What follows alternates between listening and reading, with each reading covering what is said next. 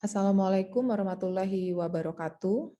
Bagian ketiga dari pendekatan komersial ini, saya akan menjelaskan terkait posisi owner, user, dan desainer dalam masa sebelum dan sesudah era industri, serta bagaimana prinsip-prinsip dari pendekatan komersil ini untuk menentukan tipe bangunan berdasarkan kalkulasi yang cukup rasional. Ini adalah bagian terakhir dari penjelasan terkait dengan pendekatan komersil dalam budaya membangun. Yang pertama, kita perlu memahami bahwa di dalam sebuah proses membangun ada 3 kelompok yang terlibat. Yang pertama adalah klien, dia bisa berperan sebagai pemilik dari proyek itu. Kemudian ada user, adalah peran yang akan nanti pihak yang akan menggunakan bangunan tersebut. Kemudian kelompok yang kedua adalah arsitek ataupun desainernya, dan kelompok yang ketiga adalah kontraktor atau orang yang akan mewujudkan dari desain ke bangunan fisiknya. Bagaimana hubungannya? Pada diagram yang ada di sebelah kanan, rata-rata relasi yang terjadi adalah klien memberikan tugas kepada arsitek, kemudian melakukan komunikasi yang cukup fleksibel, di mana klien mungkin akan ada pertimbangan bagaimana budget yang tersedia, kepemilikan dari bisnis di dalam bangunan itu sendiri seperti apa, sampai kepada desainnya. Kemudian ada pihak yang terlibat itu adalah pihak kontraktor. Bisa saja klien itu memberi tugas kepada arsitek dan juga memberi tugas kepada kontraktor dalam hal yang bersamaan, sehingga perlu ada komunikasi yang baik antara arsitek atau dengan kontraktor, atau dia memberi tugas terlebih dahulu kepada arsitek, kemudian baru arsitek menghubungi atau berkomunikasi dengan kontraktor. Tapi paling tidak ada 3 grup yang terlibat di dalam proses pembangunan. Nah, pada masa sebelum era industri, ya, pada saat itu bangunan-bangunan itu dibangun oleh artis atau seniman dalam hal ini, ya. Dia bisa saja mungkin tukang kayu yang karena karyanya baik dia mendapat sebutan master builder dalam hal ini, ya. Tapi background sebagai arsitek itu ya setelah adanya pendidikan arsitektur. Nah, di Eropa saat ini pada saat masa dulu ya, masa lampau itu juga kadang-kadang pekerjaan sebagai seorang arsitek maupun pekerjaan sebagai seorang engineer itu adalah variasinya macam-macam. Ada yang menyatukan dia sebagai mendesain tapi sekaligus sebagai perekayasa ya untuk yang hal-hal yang fisiknya tadi. Nah, yang perlu dilihat adalah pada masa pre-industri itu ada hubungan antara klien, kemudian desainer dan kontraktor. Jadi hubungannya memang hubungan yang relatif normatif antara ketiganya. Klien butuh dibuatkan apa, dibangunkan apa, didesainkan apa, desainer mendesain dalam hal ini, kemudian kontraktor mewujudkan bangunan itu menjadi bangunan fisik sesuai dengan arahan desain dari klien, sesuai dengan apa yang didesain oleh si desainer.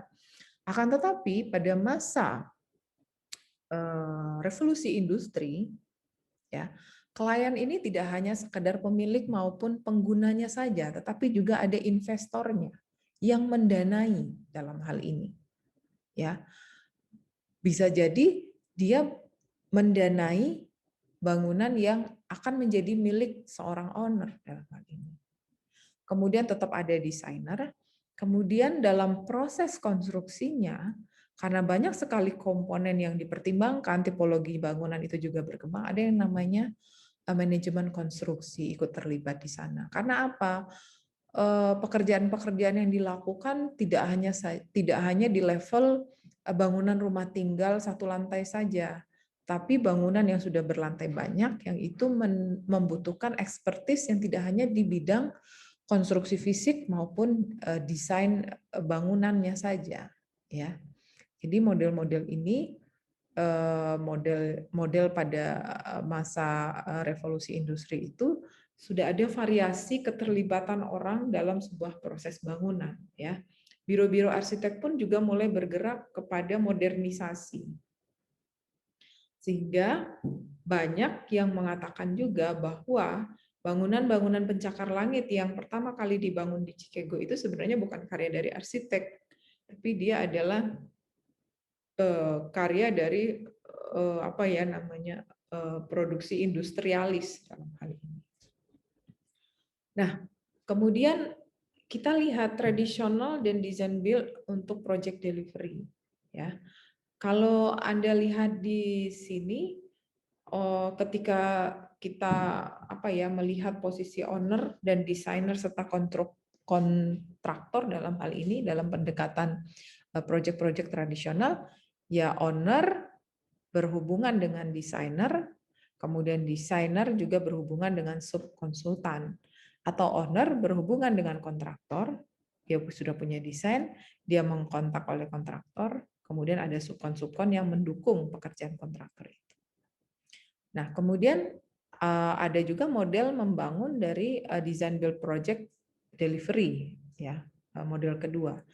Owner menghubungi kontraktor, kemudian kontraktor menghubungi subkontraktor. Artinya, pekerjaan desain ini dalam pendekatan design build project delivery ini sudah include di dalam satu lingkaran dengan kontraktor itu. Nanti kontraktorlah yang bekerja sama bermitra dengan desainer. Nah, proses yang di bawah ini menyebabkan pekerjaan membangun itu menjadi lebih cepat atau menjadi lebih efisien karena si owner itu tidak menghubungi satu persatu. Dia sudah dalam satu project, dalam satu kegiatan linear. Ketika mengontak kontraktor, di dalamnya sudah otomatis ada desain atau dia sudah memiliki desain langsung mengorderkan kepada kontraktor. Nah, kemudian kita lihat bagaimana relasi antara arsitek dan klien itu sendiri, ya. Arsitek mendapatkan, di sini dituliskan mendapatkan komisi dari klien, kemudian mereka mempersiapkan dokumen-dokumen kelayakan, audit, dan lain sebagainya. Tetapi pada masa setelah era industri, arsitek tidak bekerja sendiri, dia bekerja melibatkan ahli struktur, ahli mekanik, kemudian engineer-engineer yang terkait dengan elektrikal. Karena apa? Karena tipologi bangunannya pun juga berkembang.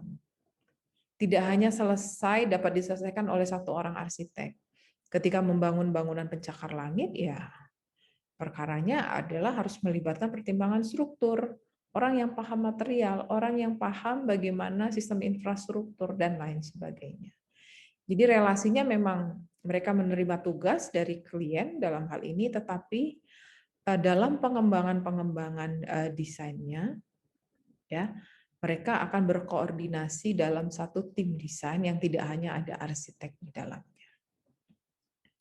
Nah, itu tadi posisi arsitek. Kemudian kita lihat sebenarnya dari beberapa diskusi di 3 video, 2 video terdahulu dan di video ini, kita bisa menyimpulkan bahwa untuk memakai pendekatan komersil dalam membangun sebuah bangunan, ada 3 prinsip yang perlu diperhatikan. Efisien, kemudian sensitif terhadap biaya, dan fokus dalam sisi produktivitasnya. Ya, produktivitas apa? Produktivitas proses membangun itu sendiri sampai produktivitas ketika bangunan itu jadi dan dipergunakan. Apa aspeknya dalam pendekatan komersil itu? Pertama, bangunan itu ya pasti akan ada image-nya, brand image-nya yang diutamakan. Ya, nilai dari ekonomi bangunan. Bagaimana dia bisa menempati lokasi yang strategis?